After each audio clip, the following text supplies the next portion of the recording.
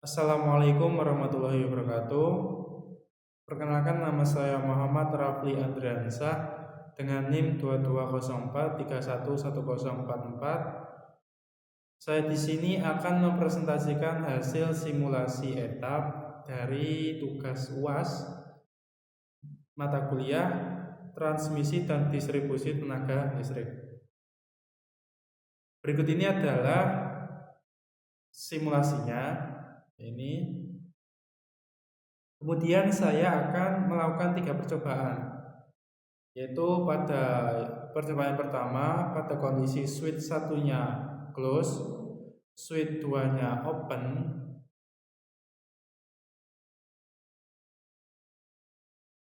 kemudian switch 3-nya open.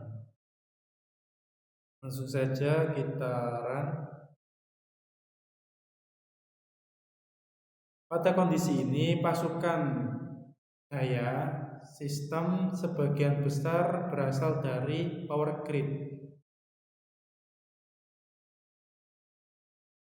Sementara untuk generator hanya beroperasi dalam kondisi siaga dengan keluaran daya sebesar 13,8.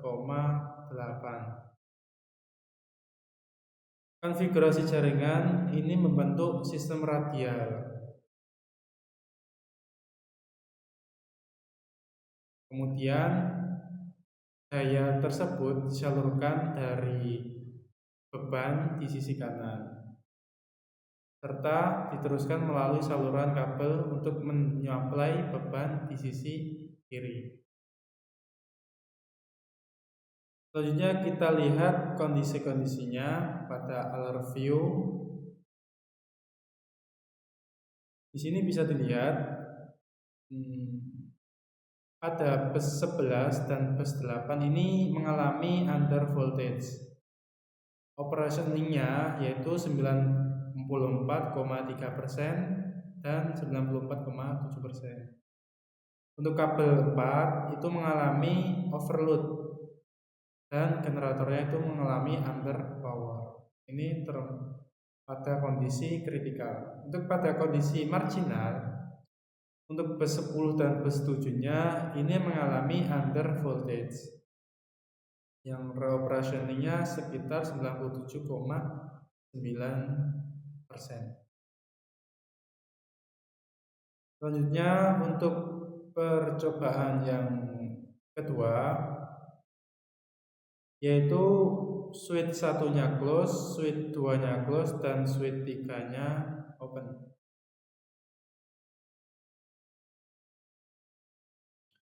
Langsung saja kita running. Pada kondisi ini beban lamp ini tidak memperoleh pasokan daya dari power grid, melainkan disuplai melalui bus 3. Konfigurasi tersebut menyebabkan kabel 4 mengalami kelebihan beban atau overload dengan daya yang mengalir sebanyak 35,81 kali. Sedangkan generator hanya beroperasi pada daya 1,49, sehingga kontribusi belum signifikan dalam mengurangi beban pada kabel tersebut. Kemudian bisa kita lihat pada alert view.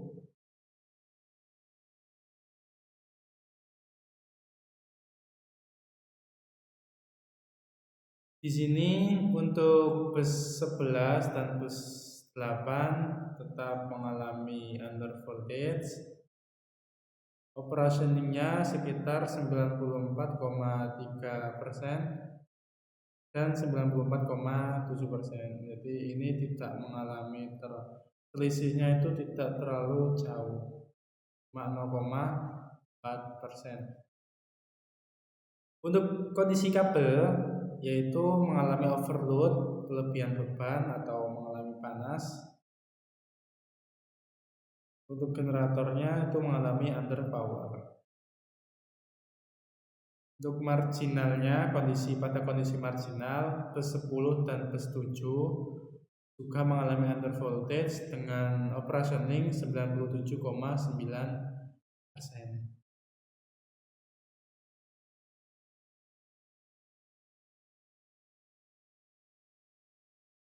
Selanjutnya pada percobaan yang ketiga, yaitu switch satunya close, switch 2-nya close, dan switch 3-nya close.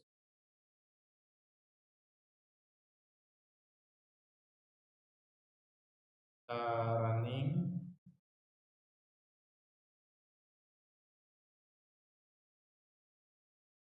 Pada saat kondisi ini semuanya ini di close atau terhubung, maka sistem beroperasi dalam kondisi mode interkoneksi. Pasokan daya dari jaringan listrik utama atau dari power grid dan generator terdistribusi ke seluruh jaringan listrik melalui beberapa lintasan aliran. Dengan konfigurasi ini, sistem tidak lagi beroperasi secara murni atau radial. Meskipun demikian, masih teridentifikasi permasalahan berupa penurunan tegangan pada bus 11, yaitu sebesar 18,86, dan pada bus 8 yaitu sebesar 0,36 kV. Terus pada ini termasuk kategori kritis. Sementara untuk bus 7 dan bus 10 itu mengalami kondisi marginal dengan tegangan sekitar 19,58. Selain itu, terdapat indikasi beban kerja saluran yang tinggi yang menyebabkan pada kabel 4 ini mengalami under voltage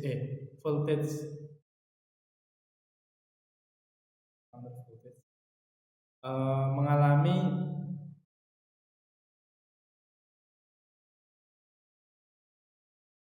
overload atau kelebihan beban yang menyebabkan kabel 4 ini panas. Kemudian kita lihat pada view-nya.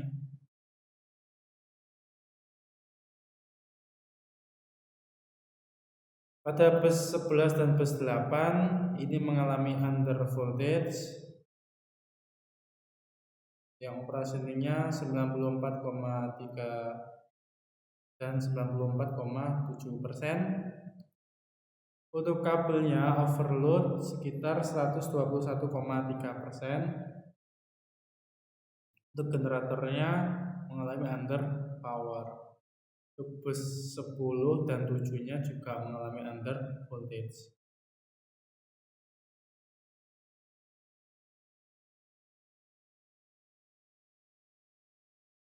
Kemudian untuk soal atau hasil analisa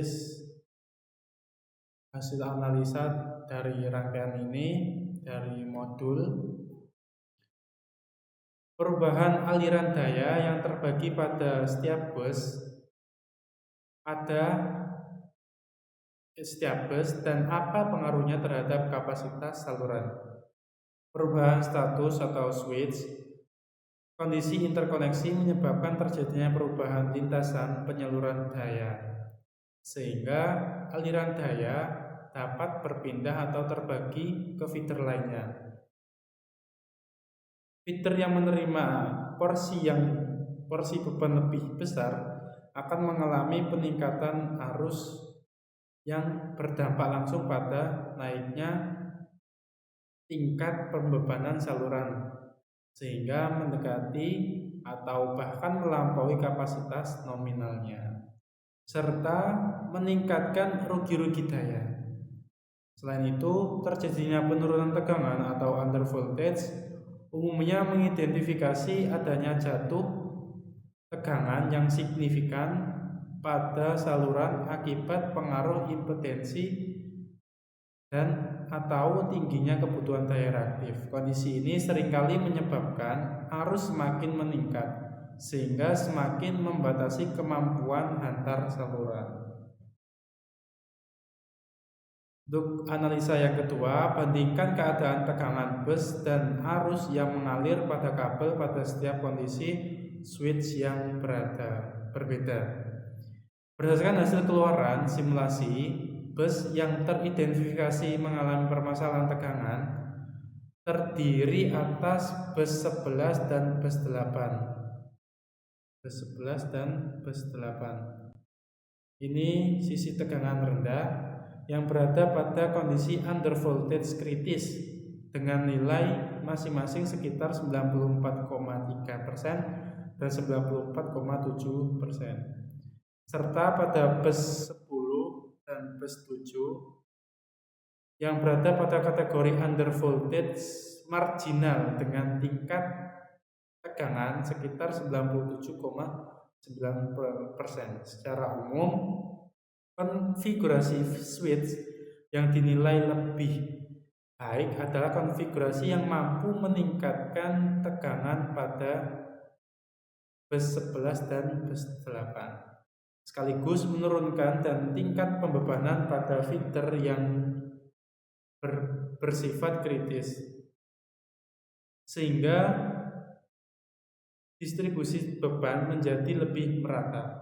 Dan sebaliknya, apabila tegangan pada bus tersebut tetap rendah, hal ini mengidentifikasi bahwa pengaturan switch belum efektif dalam mengurangi jatuh tegangan, atau permasalahan utama sistem berasal dari keterbatasan pasokan daya reaktif maupun panjang feeder yang relatif besar.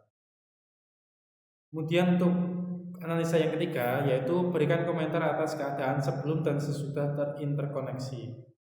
Secara ideal, setelah dilakukan interkoneksi sistem, kondisi under voltage diharapkan mengalami perbaikan, yaitu kategori kritis beralih menjadi marginal atau bahkan normal, disertai dengan penurunan arus dan tingkat pembebanan pada feeder yang sebelumnya bersifat kritis. Apabila setelah interkoneksi bus 11 dan bus 8 masih berada pada kondisi under voltage kritis, hal tersebut menunjukkan bahwa konfigurasi interkoneksi yang diterapkan belum cukup efektif, sehingga diperlukan upaya tambahan seperti penyelesaian tap transformator, pemasangan kapasitor atau kompensasi daya reaktif atau VAR, maupun rekonfigurasi feeder untuk meningkatkan kinerja pada sistem. Sekian presentasi dari saya. Apabila ada salah kata yang kurang berkenan, saya minta maaf yang sebesar-besarnya. Wassalamualaikum warahmatullahi wabarakatuh.